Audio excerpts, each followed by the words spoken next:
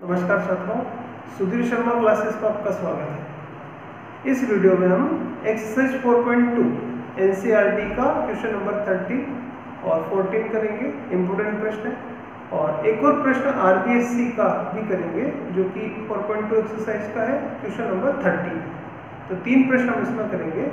उसके पहले हम यहाँ ये सीखते हैं कि अगर हमें दो सारणिक को गुणा करना हो, है ना, प्रोडक्ट ऑफ टू डिटरमिनेंट्स, तो वो कैसे करते हैं। आइए शुरू करते हैं। सबसे पहले हम यहाँ देखेंगे कि दो सारणिकों को आपस में कैसे गुणा करते हैं। जैसे कि आप यहाँ दो सारणिक देखते हैं, इन्हें इसको इससे गुणा करना है, ठीक है। तो ऐसा गुणा सारणिक का जो गुणा है, चाहे वो 2 क्रम की हो या 3 क्रम की हो, उनको 2 तरह से गुणा कर सकते हैं। पहले गुणा को कहते हैं पंक्ति पंक्ति गुणा, यानी इसकी पंक्ति से मल्टीप्लाई होगी, है ना। कि दो सारणिक को गुणा करने का एक तरीका है पंक्ति पंक्ति गुणा। जैसे आप देखिए यहाँ पर कि a1 b1 पंक्ति इससे मल्टीप्लाई होगा, a1 इससे मल्टीप्लाई होगा, a1 alpha 1 b1 beta 1, a1 alpha 1 b1 beta 1। अब पहली पंक्ति इससे मल्टीप्लाई होगी, ठीक है। ये आएगा a1 अल्फा 2 और b1 बीटा 2। लेकिन इसको यहाँ लिखेंगे पहली पंक्ति में, यहाँ ध्यान दीजिए इसकी पहली पंक्ति, इसलिए ये इस पंक्ति से होगी, इस पंक्ति से गुणा होगी, तो ये पहली पंक्ति है, इसलिए जो आएगा वो पहली पंक्ति में लिखेंगे। इसी प्रकार से अब लेंगे दूसरी पंक्ति, इसको, है ना, इस पंक्ति से गुणा करेंगे, पंक्ति को पंक्ति से गुणा करेंगे, a2 अल्फा 1 b2 बीटा 1। इसी तरह से ये इससे मल्टीप्लाई होगा, लेकिन लिखेंगे ये क्योंकि दूसरी पंक्ति है तो दूसरी पंक्ति में a2 अल्फा 2 b2 बीटा। ये तो है पंक्ति का पंक्ति से मल्टीप्लाई, और एक होता है पंक्ति का स्तंभ से मल्टीप्लाई, ठीक है। जैसे ये पंक्ति है, इसकी पंक्ति लेंगे और इसका स्तंभ लेंगे, तो a1 इसकी पंक्ति इससे गुणा होगा, a1 alpha 1 b1 alpha 2, a1 alpha 1 b1 beta alpha 2, है ना। और अब ये दूसरे कॉलम से गुणा होगा, तो ये आएगा a1 बीटा 1 b1 बीटा 2। अब दूसरी पंक्ति इससे मल्टीप्लाई, इस कॉलम से मल्टीप्लाई होगा, a2 अल्फा 1 b2 अल्फा 2, और ये इस तरह से। तो दूसरी पंक्ति दूसरा स्तंभ आएगा, दूसरी पंक्ति दूसरा स्तंभ, दूसरी पंक्ति दूसरे स्तंभ यहाँ लिखेंगे, तो a2 b1 b2 बीटा। इस तरह से दो तरह से गुणा कर सकते हैं, है ना। सारणिकों को दो तरह से गुणा करते हैं, एक तो होता है पंक्ति पंक्ति गुणा और एक होता है पंक्ति स्तंभ गुणा। अब आगे देखते हैं, ये बात अगले प्रश्न में काम आ रही है, इसलिए आगे बढ़ते हैं। ये प्रश्न राजस्थान बोर्ड एक्सरसाइज 4.2 का क्वेश्चन नंबर 13 है। प्रश्न इस तरह से है कि यदि सारणिक डेल्टा बराबर a1 b1 c1 a2 b2 c2 a3 b3 c3 इसके अवयव है मैं कैपिटल A1 b1 c1 क्रमशः अवयव a1 b1 c1 के सहखंड है, यानी कोफैक्टर है, तो सिद्ध कीजिए कि डेल्टा का स्क्वायर बराबर होगा a1 b1 c1 capital a2 b2 c2 के, ठीक है। तो यहाँ हमें यह प्रूव करना है कि डेल्टा स्क्वायर बराबर होगा इसके, ठीक है। इसके लिए हम मान लेते हैं शुरू में कि ये जो है, जो हमें लाना है, ये डेल्टा 1 है या डेल्टा डैश, ठीक है। अब हम आगे डेल्टा टू डेल्टा डैश की वैल्यू निकालेंगे। डेल्टा यानी जो हमें दिया गया है, डेल्टा डैश जो हमें माना है, दोनों को मल्टीप्लाई करेंगे। यहाँ हमें दोनों डिटरमिनेंट्स, दोनों सारणिक को मल्टीप्लाई करना है, पंक्ति पंक्ति मल्टीप्लाई करेंगे, है ना। तो यहाँ पर इसकी पंक्ति से गुणा होगी, जैसे ये a1 b1 c1 मल्टीप्लाई होगा a1 b capital A1 b1 c1 से, और यहाँ लिखेंगे।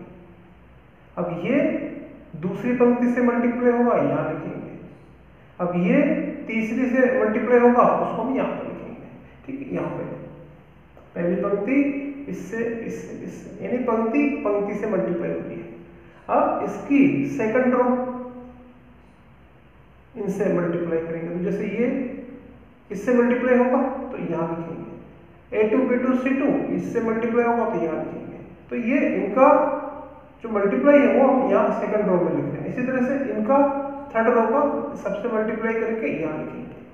ठीक, अब हमें पता होना चाहिए कि A1 और सहखंड, उसका संगत सहखंड B1 और उसका सहखंड, इसकी जो वैल्यू होती है ये बराबर होता है, यानी हमें पता होना चाहिए कि A1 B1 B1 C1 बराबर उस सारणी की वैल्यू के बराबर होगा। और अगर A1 A2 है, अलग है, अवयव अलग है, सहखंड अलग अवयव का है, तो ऐसा जो है B1 B2 C1 C2 का जो मल्टीप्लाई होगा वो 0 होता है। यानी अवयव वही है और सहखंड भी वही है, तो ये बराबर इससे आ जाता है सारणी की वैल्यू जो कि यहाँ पर है डेल्टा। तो इसका जो मल्टीप्लाई होगा, अब यहाँ अलग अलग है, A1 A2 है तो ये 0 आएगा। इसी तरह से यहाँ पे 0 आएगा। यहाँ वैल्यू अलग अलग A2 है अवयव और सहखंड अवयव A1 का है 0, यहाँ पर आएगा मान डेल्टा 0। इस तरह से यहाँ पे आएगा डेल्टा। तो ये हम वैल्यू निकाल रहे हैं डेल्टा डैश की। अब आगे इसमें से पहले कॉलम में से कॉमन लेंगे, दूसरे में से कॉमन लेंगे, तीसरे में से कॉमन लेंगे डेल्टा कॉमन आ गया। उसके बाद ये बच गया इकाई सारणिक बच गया, इसकी वैल्यू 1 होती है। तो इस तरह से डेल्टा डैश की वैल्यू आ रही है डेल्टा क्यूब की। ठीक है, अब एक डेल्टा का समीकरण में भाग दे दें तो एक डेल्टा से एक डेल्टा काट दें तो डेल्टा स्क्वायर बराबर आएगा डेल्टा डैश, और डेल्टा डैश जो हमने माना था तो ये हमें सिद्ध करना था कि डेल्टा स्क्वायर या डेल्टा डैश बराबर है इसके। ठीक है, NCERT क्लास 12 एक्सरसाइज 4.2 का क्वेश्चन नंबर 13। आइए देखते हैं। सिद्ध करो कि इस सारणी का मान बराबर है 1 + a² + b² का होल क्यूब के। ठीक है, तो LHS से शुरू करें। जैसे यहाँ पे सबसे पहले हमें कॉलम फर्स्ट को चेंज करना है। कॉलम फर्स्ट में से माइनस करेंगे कॉलम थर्ड को b से मल्टीप्लाई करेंगे, यानी जो कॉलम थर्ड है इसको b से मल्टीप्लाई करेंगे, b से, और इसमें से माइनस करेंगे। इसको b से मल्टीप्लाई करेंगे तो 2b² 2ab b - a² b - b³ आएगा, और उसको फिर इसमें से माइनस करेंगे। तो ये 1 + a² - b² ऐसे माइनस करेंगे, इसको b से मल्टीप्लाई करके तो माइनस माइनस। इसी तरह से इसमें से इसको b से मल्टीप्लाई करके माइनस करेंगे, 2b में से इसको b से मल्टीप्लाई करके माइनस करेंगे तो b - a² b - b³। ठीक है, और दूसरा ये है कि कॉलम सेकंड चेंज करेंगे, इसमें कॉलम थर्ड को a से मल्टीप्लाई करके जोड़ेंगे। इसमें इसको a से मल्टीप्लाई करके जोड़ेंगे, इसको a से मल्टीप्लाई करेंगे तो 2ab, इसमें जोड़ेंगे तो 2ab और -2ab। इसमें इसको a से मल्टीप्लाई करके जोड़ेंगे, इसको a से मल्टीप्लाई करेंगे तो 2a², इसमें प्लस करेंगे 2a²। इसी तरह से -2a, ठीक है, -2a, और इसको a से मल्टीप्लाई करेंगे तो a - a³ - ab²। ठीक है, और ये थर्ड कॉलम ऐसे रखेंगे। ठीक है, सरल करेंगे तो आएगा 1 + a² + b² 0। ये 2b में से माइनस करेंगे b, तो b और ये माइनस अंदर मल्टीप्लाई होगा। ठीक है, तो आएगा b + a²b + b³। ये आएगा b + a²b + b³। उन सब में से b कॉमन आ जाएगा तो फिर यहाँ से बचेगा 1 + a² b²। इसी प्रकार से यहाँ 0, यहाँ 1 2a² - a² यानी 1 + a² + b²। इसी प्रकार यहाँ पर a -2a, तो माइनस का a a³ माइनस का ab², तो सब में से -a कॉमन लेंगे तो ये बचेगा। और इसी तरह से इसको यहाँ लिखते हैं। अब हमें जो लाना है वो यहाँ हमें मिल रहा है 1 + a² + b², 1 + a² + b²। Column first में भी है, कॉलम सेकंड में भी है, तो कॉमन लेंगे कॉलम फर्स्ट में से भी और सेकंड में से। यहाँ से ये कॉमन आएगा तो बचेगा 1 0, यहाँ से बाहर आ गया तो बचेगा b। इसी प्रकार यहाँ से भी 1 plus A square plus B square common लेंगे, ठीक है। यहाँ से 0, यहाँ से 1, यहाँ से आएगा माइनस ए और इसको ऐसे रखेंगे, ठीक है। तो 1 plus A square plus B square की पावर 2 तो हमें मिल चुकी है, हमें 3 पावर चाहिए और आगे R1 के आधार पर प्रसार करेंगे 1 और इसके संगत उपसारणिक मिलेगी, फिर -0 और फिर -2b के संगत सारणिक लेंगे तो इसका कॉलम और रो को दबाने के लिए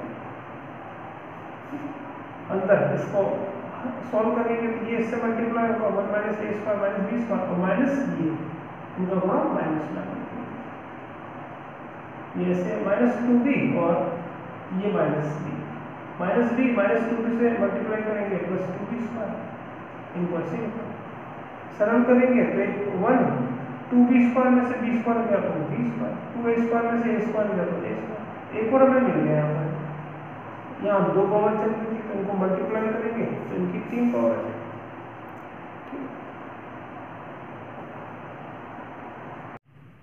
एनसीईआरटी क्लास 12 एक्सरसाइज 4.2 का क्वेश्चन नंबर 14 देखते हैं। एक इम्पोर्टेंट प्रश्न है, ये सिद्ध करना है प्रूव दैट कि A square plus 1 A B AC A B B square plus 1 B C AC B C C square plus 1 जो डिटरमिनेंट्स है इसकी वैल्यू इक्वल है 1 plus A square plus B square plus C square की, ठीक है। हम left side से शुरू करते हैं, ठीक है।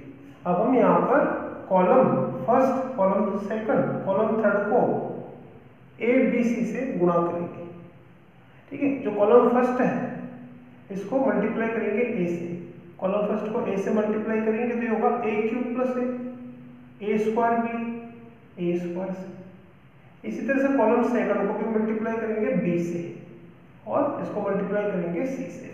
और हमें पता होना चाहिए कि अगर किसी कॉलम को अगर आप ए से मल्टीप्लाई करेंगे तो उसकी वैल्यू एक गुना बढ़ जाती है सारणी के, तो वो बैलेंस करने के लिए यहाँ अपन मल्टीप्लाई कर रहे हैं और यहाँ पे या डिवाइड भी लगा दें, ठीक है। तो यहाँ कॉलम फर्स्ट सेकंड थर्ड को मल्टीप्लाई करेंगे ए बी और सी से, ठीक है, सेपरेटली। अब यहाँ पर रो 1 रो 2 रो इसमें से कॉमन लेंगे, रो फर्स्ट में से कॉमन आ रहा है, ए सब जगह है तो इसमें से ए इसमें से बी इसमें से सी कॉमन लेंगे, ठीक है। ए कॉमन लिया, यहाँ लिखा B C, A B C से ए बी सी तो कट जाएगा, ए कॉमन लेने के बाद ये बचेगा। अब हमें क्योंकि चाहिए 1 plus A square plus B square plus C square, तो हम यहाँ देख रहे हैं कि ये है 1 plus A square plus B square plus C square, तो ये तीनों का टोटल यहाँ लिखेंगे, यानी कॉलम फर्स्ट में कॉलम फर्स्ट सेकंड और थर्ड का टोटल लिखेंगे तो यहाँ आ जाएगा इन तीनों का टोटल, यानी 1 plus A square plus B square plus C square, यहाँ लिखा, यहाँ भी 1 plus A square plus C square सबका टोटल, यहाँ पे भी आएगा 1 प्लस सेकंड कॉलम वही देखा B square plus 1 B square plus 1 B square, तो ये सी स्क्वायर ये ऐसे कैसे यहाँ पे हम लिख रहे हैं, ठीक है। अब आगे देखते हैं कि ये जो कॉलम फर्स्ट है जो हमें आंसर चाहिए वो यहाँ से कॉमन लेंगे, ठीक है। तो 1 plus A square plus B square common लेंगे प्लस सी स्क्वायर कॉमन आ गया तो यहाँ से बच जाएगा 1 1 1, ठीक है। और ये ऐसे चल रहा है।